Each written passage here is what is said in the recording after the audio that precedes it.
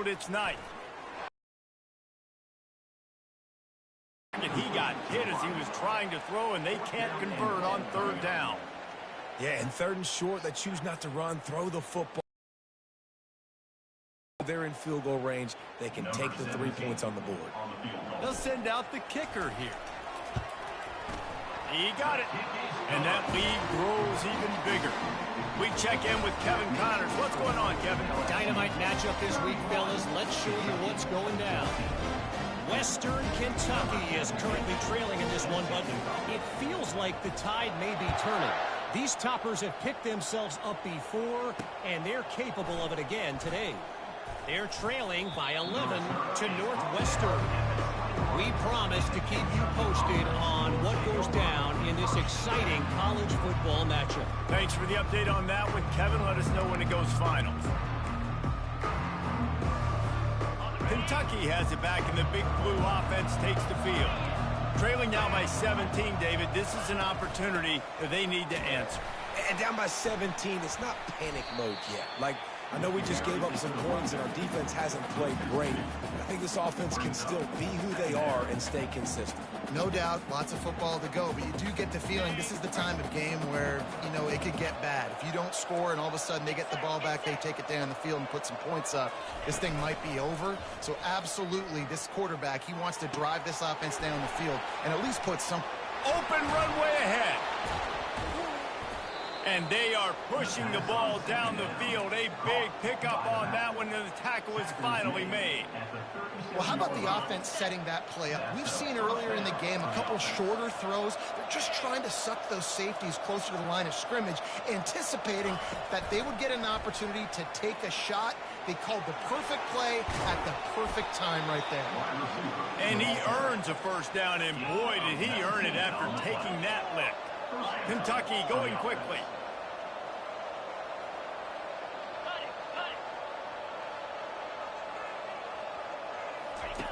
On the option. It's a fumble.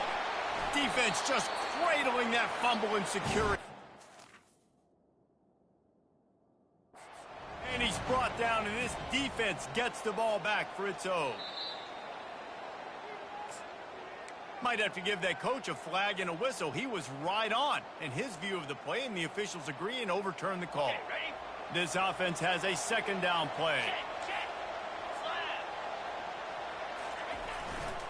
They'll try the right side. He rolls all the way down to the 5-yard line before they finally get him stopped. And now a big third down coming up. Down multiple possessions. This is one, Palmer, I'm looking for 6. I'm not trying to kick a field goal. I want to cut into this lead with a touchdown. No, you got to have it. And also, considering all of that, this is 4-down territory too. So you need to identify who are your best players on offense and how can you give them a chance to score this touchdown. They've moved it forward to the 2. Now it's second and goal.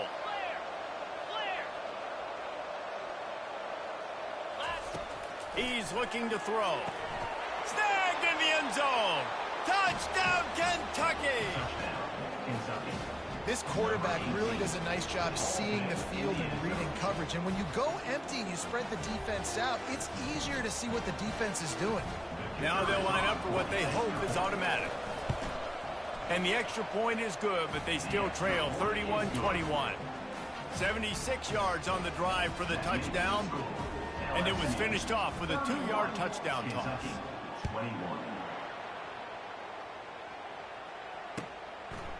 Fielded in the end zone. It's off. Not nearly as much as he'd hoped when he...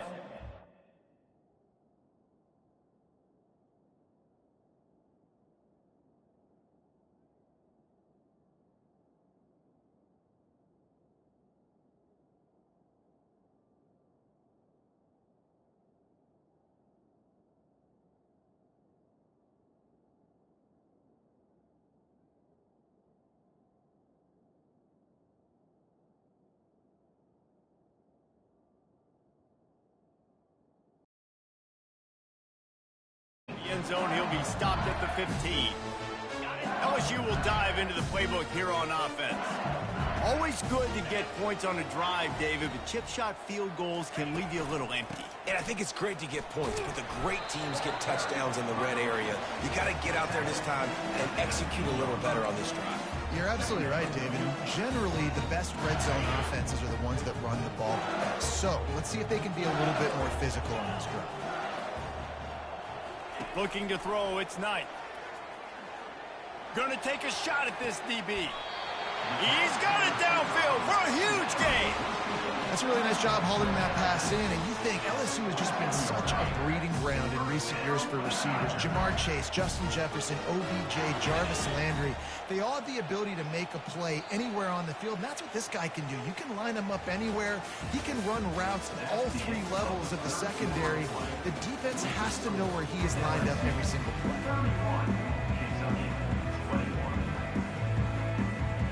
First down to start the drive after the break.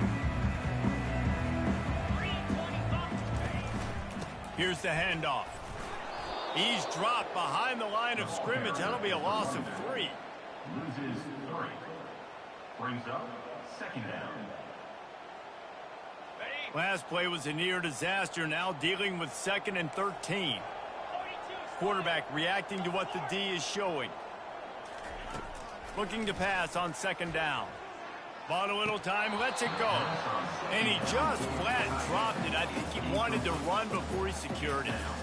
It doesn't matter who it is, receivers, in this case, a tight end. You get open, you sometimes start to look at that green space in front of you, and you just take your eye off the football, lose your concentration a little bit, and miss that opportunity for possibly a big play. On 3rd and long, he'll have to turn it loose deep.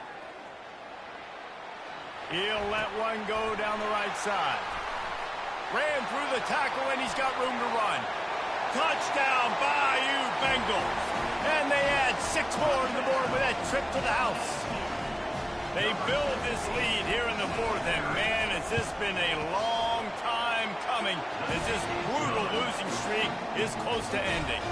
Almost ready to kick it away after scoring the touchdown.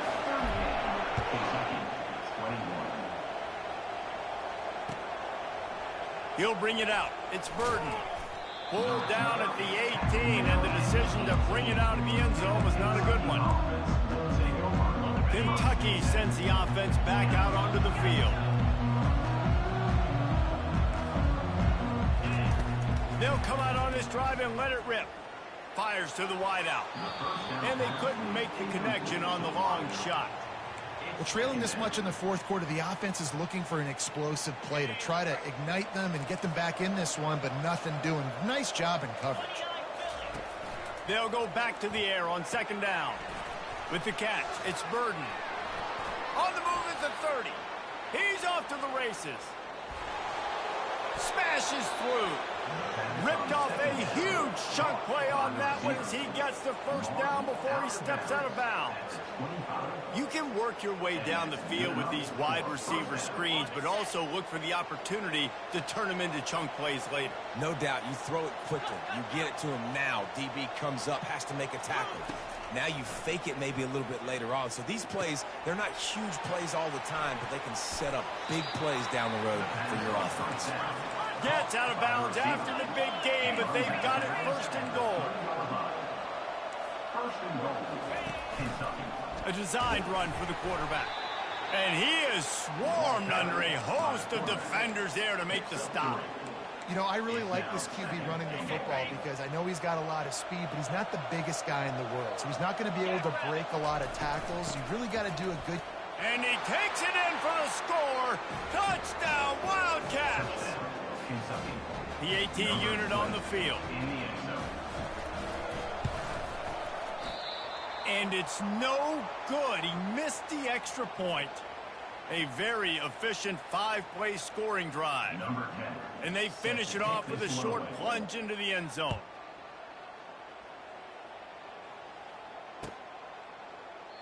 And no chance at a return here. They'll start this drive at their own 25.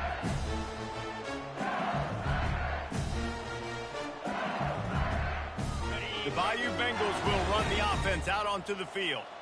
That last drive, an absolute aerial assault for the touchdown.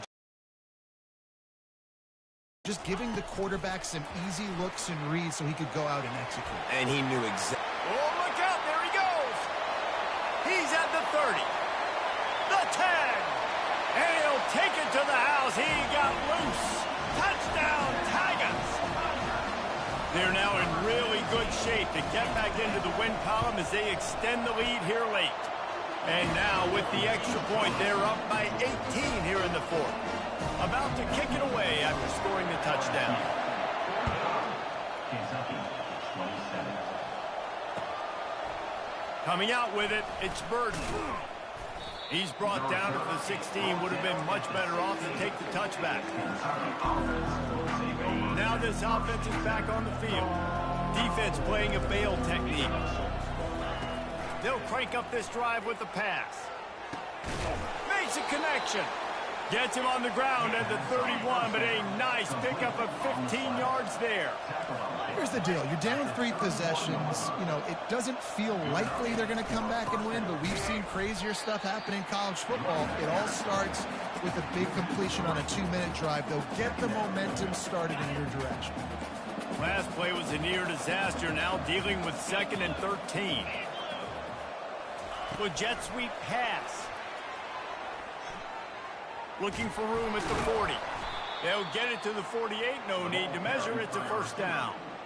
I love that play call, and I love the timing of the pre-snap motion. Because the quarterback was able to get it to the receiver right behind the offensive line, because of the timing, he was able to outflank the defense. That puts him out in... And they couldn't hold off the heat, and he goes down with the sack. And I tell you what, this defense, they've heard all about how great this quarterback is. They came in today with a mission, with a purpose. They've been flying around, harassing him, and making life so hard on this offense. Touch pass on the jet sweep. Creating some space, getting just enough good blocking, and they've got it up to the 47-yard line. The Wildcats come to the line in the hurry-up. On 3rd and long, trying to have a big completion here. Well, this guy must feel like he's run into a buzzsaw in this game. He has been under duress all game long, and that's a big reason why he's thrown multiple interceptions in the game, too. Nothing coming easy to him. It's hard to see the field when your internal clock is going off so fast because of the pressure of this defense, and that's why they find themselves down by so much here in the fourth. The incomplete pass ends a frustrating series, and they turn it over on downs. A first down for the offense. They'll try to keep this clock moving on the ground. Able to pick his way forward for a decent game before the defense gets him down. You got to give the coaching staff credit because they really do focus all season long on situational football with the lead late in the game. If we're on offense, we're trying to stay in bounds. We're trying to bleed the clock. And after ripping off a really nice run, that guy knew, I've got to get down. I cannot get pushed out of bounds, cannot get tackled out of bounds. Really, really nice job.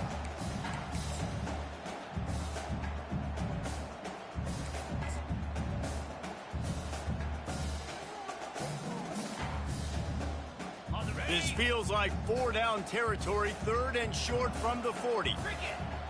Fast motion from the offense. Quick touch pass to the receiver. They thought they could just run it on 3rd and short, but this defense was there to make the stop. And as an offense, you've got an unconventional call. You're trying to get your receiver the ball using pre-snap motion, but you've got to do a better job up front blocking. Couldn't get it done, and now it sets up 4th down. He gets his first one of the day out of there. They used him 3 times in that loss last week.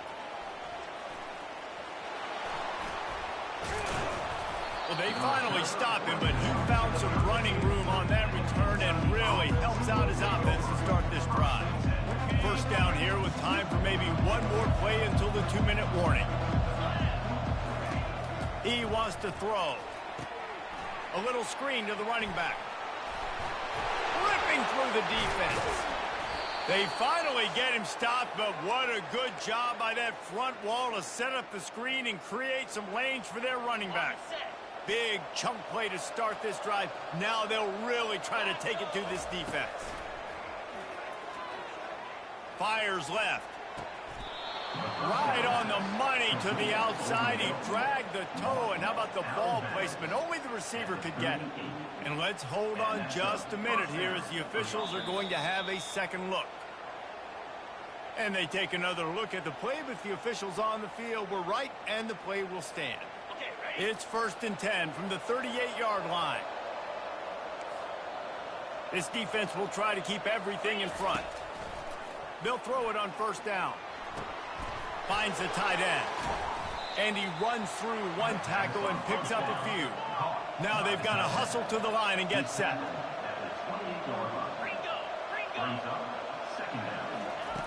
He's looking for an open man on 2nd down. Ball into the end zone, and it's intercepted. And the senior just snatched the ball out of the air and gave it back to his offense. The number one objective for a defense is to make the offense one-dimensional. Well, when they're trailing by this much, late in the game, they're one-dimensional. They have to pass the football. We can bring more speed on the field. You see it. We know you're throwing the football. Nice break on the football. Nice interception. This one's almost over. 2nd down coming up. Not what they had in mind to start this drive. Here comes 2nd and 13. They'll ride the running back and leave it with him. They'll decline the penalty here and let the result of that play stand. This defense has kept them backed up. Now one more stop and they can get off the field on 3rd and long. The pitch. And that might have been a bad read as the defense just swarms all over the pitch man. Defense uses a timeout quickly, trying to get that ball back and preserve time for their offense. LSU will bring the punt team on the field. This will be the 2nd time they've had to kick it away. On the move, it's Burden. Makes a move. And there he goes. He just about took that one all the way to the house. They finally get him down after a tremendous return. Great spot to start this drive for the offense. Trying to get to him. And this sophomore able to wreak some havoc and get the sack. Kentucky right back to the line. He wants to pass it on 2nd down. And the pressure is coming in, and they get him again. Timeout called by the offense. We have 18 seconds left. And, guys, they really need to make something happen on this 3rd and long. Unleashes it on the run. Touchdown, Kentucky. Hauled it in and just kept right on running to the hallelujah land. Lining up to add another. Oh, trickery. He'll try to run it in. And this one's not even going to come close. Man, they threw it in reverse. Time is against them. Still down by 2 scores, but they'll line up for the onside kick. Not much drives more anxiety than waiting to see if the hands team can corral the onside kick, and they do. Yeah, and this is why you put your hands team on the field most of the time, when you know it's coming, and you put those guys that are great catchers of the football. The first guys, what do? They go block. They go blow somebody up. The next guys catch the football, secure it, get your butt on the ground. And most of the time when you do this, the ball game is over. When we get to the offseason and they start having coaching clinics, they're going to roll this game tape back to show both offenses. Dial it up and let it run. I mean, that's essentially what we saw in this game. It didn't matter what either offensive coordinator was calling. Everything seemed to work through throwing the football in the intermediate passing game, the RPOs, the run game, David. This was just clinical offensive football. And offenses have evolved so much. They can do so many different things, and they know how to use their playmakers, get speed and space, make those big plays. So that's why offenses are ahead of defenses in this game. It was no different. That's going to do it for us from here. For Jesse Palmer, David Pollack, I'm Reese Davis, and this has been another presentation of EA Sports College Football.